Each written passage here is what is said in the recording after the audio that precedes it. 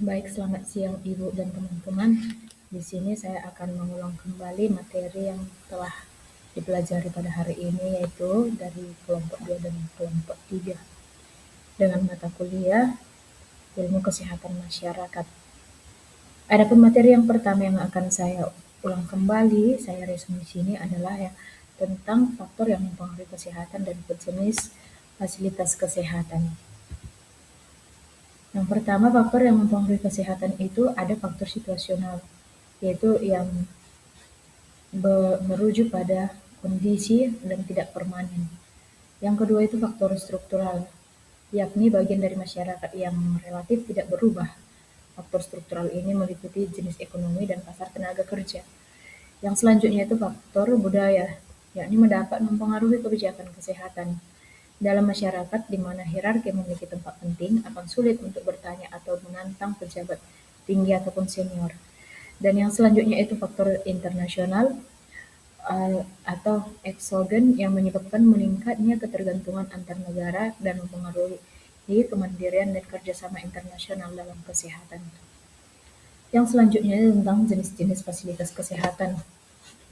Tempat praktis mandiri tenaga kesehatan itu pertama fasilitas pelayanan kesehatan yang dikelola secara individu oleh tenaga kesehatan seperti dokter, bidan, ataupun perawat. Kedua, puskesmas, yaitu merujuk pada fasilitas pelayanan kesehatan tingkat pertama yang disediakan oleh pemerintah untuk melayani masyarakat. Yang ketiga, apotek, yakni fasilitas pelayanan kefarmasian yang berperan dalam penyediaan obat-obatan, baik obat dengan resep dokter maupun obat bebas. Dan sedangkan untuk rumah sakit itu fasilitas pelayanan kesehatan yang menyediakan layanan medis secara menyeluruh, baik rawat jalan maupun rawat inap. Sedangkan unit transfusi darah itu fasilitas yang bertugas dalam pengelolaan darah untuk keperluan medis. Untuk optikal, yaitu fasilitas yang menyediakan layanan terkait kesehatan mata, khususnya dalam penyediaan alat bantu penglihatan seperti kacamata dan lensa kontak dan yang lainnya yang berhubungan dengan pelayanan terhadap mata. Dan yang terakhir itu fasilitas pelayanan kedokteran. Nah, untuk tempat yang menyediakan layanan kesehatan yang dilakukan oleh tenaga medis, terutama para dokter. Fasilitas ini mencakup berbagai bentuk seperti klinik, praktek dokter, hingga rumah sakit, menurut Laia dalam jurnalnya pada tahun 2024.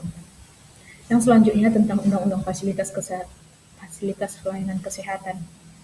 Untuk puskesmas ada pada pasal 1 yang ayat 9, sedangkan untuk rumah sakit pasal 1 angka ke-10. Sedangkan untuk fasilitas pelayanan kesehatan tingkat pertama dan tingkat lanjut itu diatur pada pasal 28 ayat 5. Dan pelayanan kesehatan primer dan lanjutan ada pada pasal 26. Nah, pada pasal 26 ini yakni membahas tentang upaya kesehatan dalam bentuk pelayanan yang diselenggarakan melalui pelayanan primer, kesehatan, dan kesehatan lanjutan.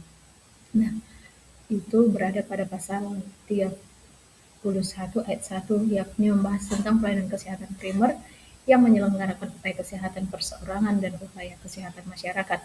Sedangkan untuk pasal 37, pelayanan kesehatan lanjutan merupakan pelayanan spesialis dan subspesialis yang mengedepankan pelayanan kuratif, rehabilitatif, paliatif, tanpa mengabaikan promotif dan preventif.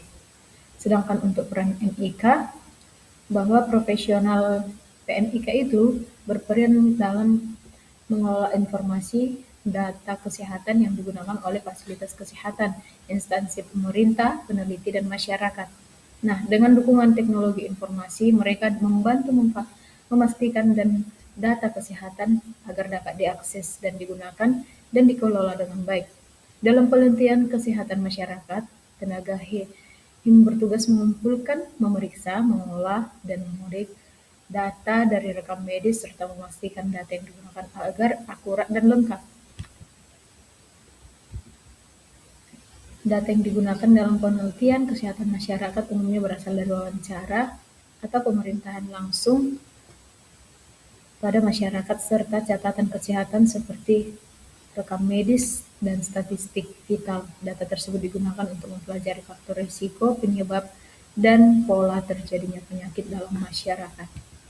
Nah, materi berikutnya ini tentang ringkasan dari bab 3 dan bab 4-nya itu yang menjelaskan bahwa pada bab 3 Metode penelitian yang dilakukan adalah sistematik yang dilakukan dengan mengumpulkan 20 kasus dari jurnal yang relevan. Sumber-sumber utama yang digunakan adalah dari Google Scholar, Portal Garuda, PubMed, Scopus, dan EBSCO. Protokol Prisma diterapkan sebagai standar pelaporan internasional dengan analisis menggunakan sintesis naratif. Pendekatan kuratif menggunakan metode analisis cross-seksional pada kasus 4, 5, 8, 10, 11, 12, dan 18, 19. Sedangkan untuk pengumpulan data primer melalui kuesioner yang dikumpulkan dan wawancara langsung. Dan data sekundernya dari Susanas, Sirikesnas, IVIS, dan Rifaskes. Analisis bertingkat pada kasus 15, 17, 20 yang menggunakan data hierarki individu dan kabupaten. Adapun faktor akses pelayanan yaitu pertama aksesibilitas, pemanfaatan, dan pendapatan. Dan pemanfaatan pelayanan kesehatan sesuai dengan kasus yang ada di jurnal yang dijelaskan oleh kelompok tadi. Pada kasus 4, penelitian menunjukkan pengaruh asuransi dan ketersediaan nakes. Sedangkan untuk kasus 5, biaya layanan dan status sosial ekonomi sangat signifikan. Sedangkan untuk aksesibilitas tidak menunjukkan pengaruh yang signifikan terhadap pemanfaatan. Nah, yang selanjutnya, disparitas akses, yaitu faktor geografis dan penggunaan CKN. Dalam hal ini, MIK berperan untuk memetakan fasilitas kesehatan, pengkodian penyakit, dan analisis data.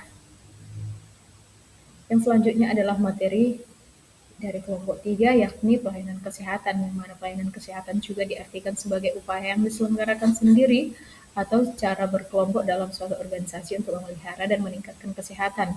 Pelayanan kesehatan juga pelayanan yang dilaksanakan melalui berbagai tahapan kegiatan secara dinamis, meliputi kegiatan membantu, menyiapkan, menyediakan, dan memproses keperluan orang lain dalam hal menyampaikan kebutuhan kesehatan.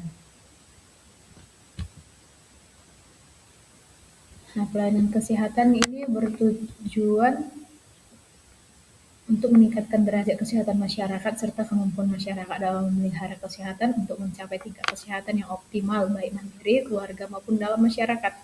Pelayanan kesehatan menurut Answar menjelaskan bahwa pelayanan kesehatan terdiri dari berbagai macam, yaitu pelayanan kesehatan primer, pelayanan kesehatan sekunder, pelayanan kesehatan tersier.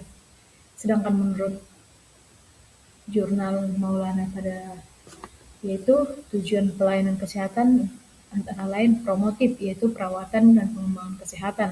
Sedangkan dalam preventif itu penghindaran atas orang yang berbahaya tentang penyakit.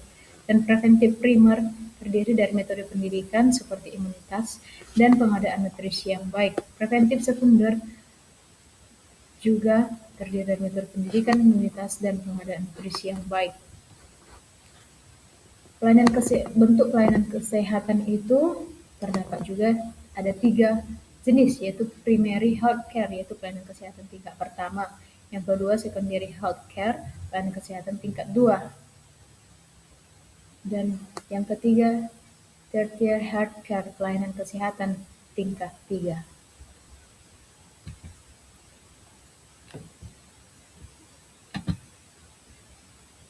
Nah, perbedaan pelayanan kesehatan.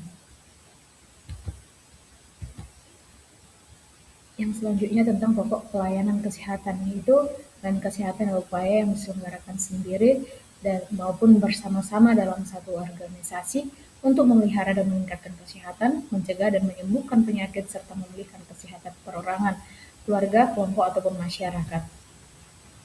Pokok pelayanan kesehatan yaitu promotif pemeliharaan meningkatkan kesehatan, preventif pencegahan terhadap orang yang berisiko terhadap penyakit, preventif primer terdiri dari program pendidikan seperti imunisasi, penyediaan nutrisi yang baik, preventif sekunder terdiri dari pengobatan penyakit pada tahap dini, dan preventif tersier membuat diagnosis ditunjukkan untuk melaksanakan tindakan rehabilitasi, pembuatan diagnosa, dan pengobatan. Dan untuk pokok pelayanan kesehatan yang selanjutnya itu kuratif, yaitu penyembuhan penyakit, dan rehabilitatif, pemulihan. Baik, demikianlah materi yang dapat saya resum berdasarkan materi kelompok. Saya Suster Maria Melkiades Situmorang mengucapkan banyak terima kasih. Selamat siang, selamat beraktivitas.